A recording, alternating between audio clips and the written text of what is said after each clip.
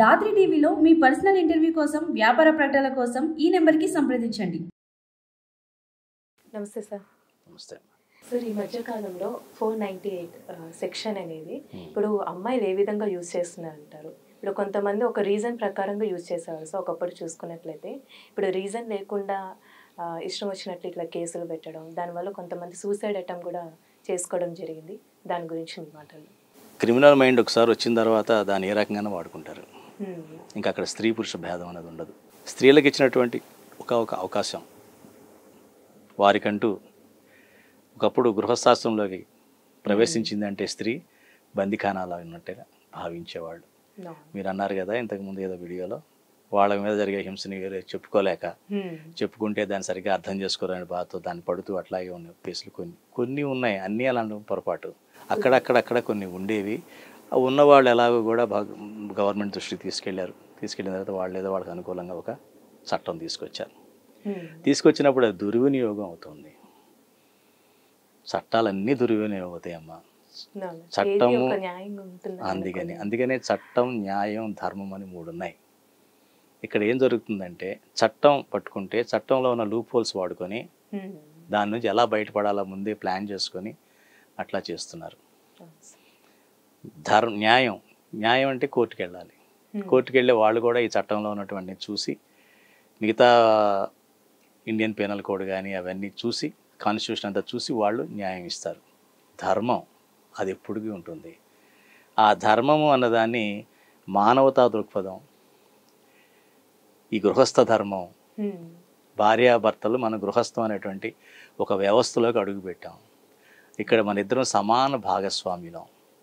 సుఖదుఖాల్లో, కష్ట సుఖాల్లో, అలాగే ఎప్పుడన్నా ధనం ఎక్కువ ఉన్నా తక్కువ ఉన్నా వీటన్నిటిలో కూడా ఆరోగ్యంలో ఒకళ్ళు సహకరించుకుంటూ మనం గృహస్థాశ్రమం అనే వ్యవస్థ నడపాలి అని పెళ్లినాటి ప్రమాణాలను ఉండేవి.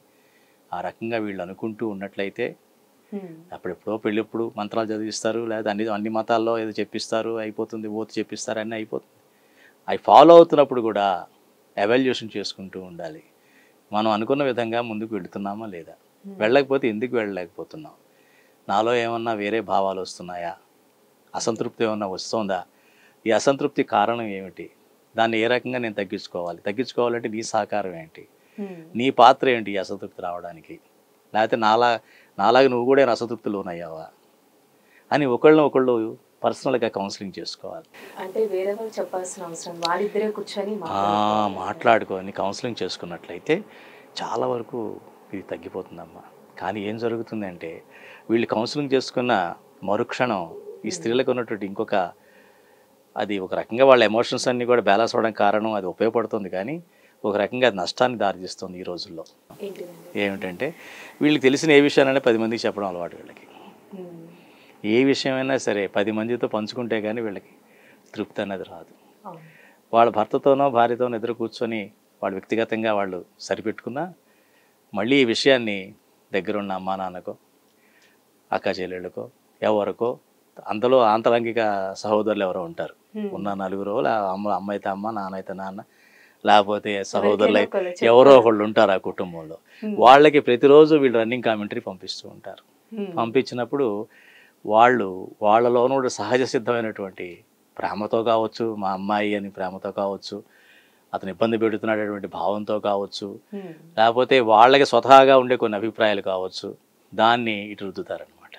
రుద్ది నువ్వేందుకు తగ్గాలి, ఆ అబ్బాయిని పూర్తిగా తగ్గమని అంటారు, లేదా అబ్బాయి అయితే అమ్మాయిని పూర్తిగా తగ్గమని అంటారు.